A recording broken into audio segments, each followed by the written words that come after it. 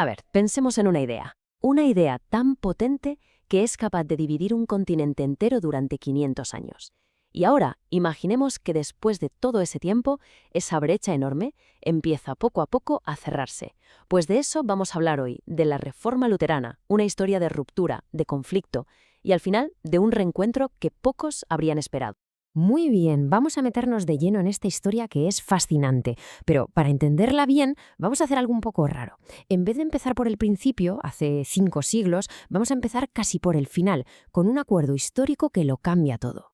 Pues sí, así como suena. En el año 1999, en Augsburgo, Alemania, católicos y luteranos firmaron un papel, una declaración conjunta, que básicamente ponía fin a casi 500 años de tirarse los trastos a la cabeza, de condenas mutuas.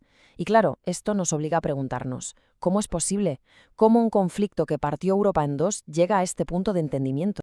La clave de todo, tanto del follón como de la solución, está aquí, en la doctrina de la justificación, que dicho en plata responde a la pregunta del millón. ¿Cómo se salva una persona? ¿Se salva por las cosas buenas que hace, por sus obras, o se salva solo por tener fe? Para Martín Lutero, esto no era una cuestión secundaria, ¿qué va? Él decía que este era el artículo sobre el que la Iglesia se sostiene o se cae, o sea que todo el chiringuito dependía de esta respuesta. Y claro, para entender de verdad ese acuerdo de 1999, no nos queda más remedio que viajar en el tiempo, 500 años atrás. Tenemos que ir al origen de todo, a la chispa que lo incendió todo. Un monje agustino llamado Martín Lutero. Es que la reforma no empezó como un plan político ni nada parecido. Empezó con la lucha interna, la angustia personal de Lutero. Estaba literalmente atormentado con la idea de un Dios justiciero que castiga a los pecadores. No tenía paz, no podía dormir tranquilo. Y toda su teología, todo lo que vino después, fue el resultado de esa búsqueda desesperada de un Dios que, en lugar de castigar, fuera misericordioso. Y la cosa escaló a una velocidad de vértigo. Todo empezó como una crítica, digamos, académica sobre la venta de las indulgencias, ya sabéis, esos papeles que te prometían pasar menos tiempo en el purgatorio. Lutero clavó sus famosas 95 tesis y en lo que canta un gallo, la cosa se descontroló. En apenas 4 años pasó de ser un debate entre teólogos a ser una ruptura total y absoluta con la Iglesia de Roma. Excomulgado y fue. La respuesta que Lutero encontró a toda su angustia se resume en estos 5 principios, que se conocen como los 5 solas. La idea principal, que es la que responde a la doctrina de la justificación, es muy clara. La salvación es un regalo que Dios te da gratis, por la cara, sola gracia, y tú solo tienes que aceptarlo con fe, sola fide. No depende de lo bueno que seas o de las obras que hagas, y el resto de principios pues vienen a reforzar esa idea central. Vale, hasta aquí la teología.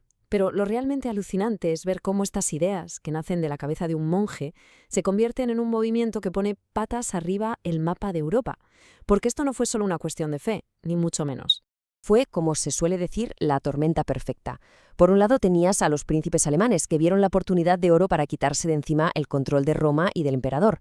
Por otro, la imprenta, que era tecnología punta en ese momento, hizo que las ideas de Lutero corrieran como la pólvora. Y para rematar, había un descontento general muy grande con cómo funcionaba la Iglesia.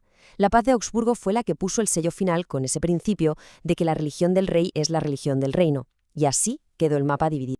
Pero ojo, que la historia no se detiene ahí. Como pasa con todos los grandes movimientos, el luteranismo no se quedó congelado en el tiempo. Siguió evolucionando y, claro, dentro del propio movimiento empezaron a surgir tensiones y debates distintos. Y esto lo explica muy bien. Con el tiempo surgieron, digamos, 2 grandes corrientes. Por un lado, la ortodoxia luterana, que intentó convertir las ideas de Lutero en un sistema súper rígido, muy controlado por las instituciones y el poder. Y como reacción a eso, que a muchos les parecía muy frío, surgió el pietismo, que era todo lo contrario. Buscaba una fe mucho más personal, más de corazón, centrada en los sentimientos y en la experiencia de cada uno con Dios.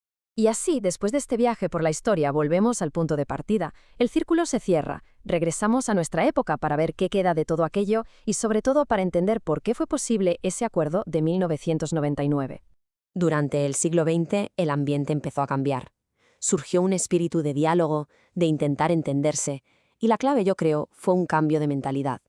Figuras como el Papa Juan Pablo II empezaron a hablar de una culpa compartida en la ruptura, es decir, un reconocimiento de que, oye, aquí metimos la pata todos. Y ese fue el primer paso, el fundamental, para poder empezar a reconciliarse. ¿Y hoy?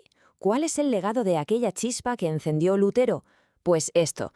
La Federación Luterana Mundial reúne a casi 80 millones de personas en todo el planeta. Lo que empezó como la angustia de un solo hombre en un rincón de Alemania es hoy una fe global. Ahora, cuidado, que se firmara esa declaración en 1999 no significa que ya esté todo arreglado y seamos todos amigos. Fue un paso de gigante, sí, pero no es el final del camino. Todavía quedan temas teológicos muy importantes por hablar, como la Eucaristía o cómo se organiza la Iglesia. Y también es importante saber que, aunque lo han firmado luteranos, metodistas, reformados y anglicanos, todavía hay muchas comunidades protestantes, sobre todo evangélicas y pentecostales, que no se han sumado. Y todo esto nos deja con una última pregunta, una pregunta que mira al futuro.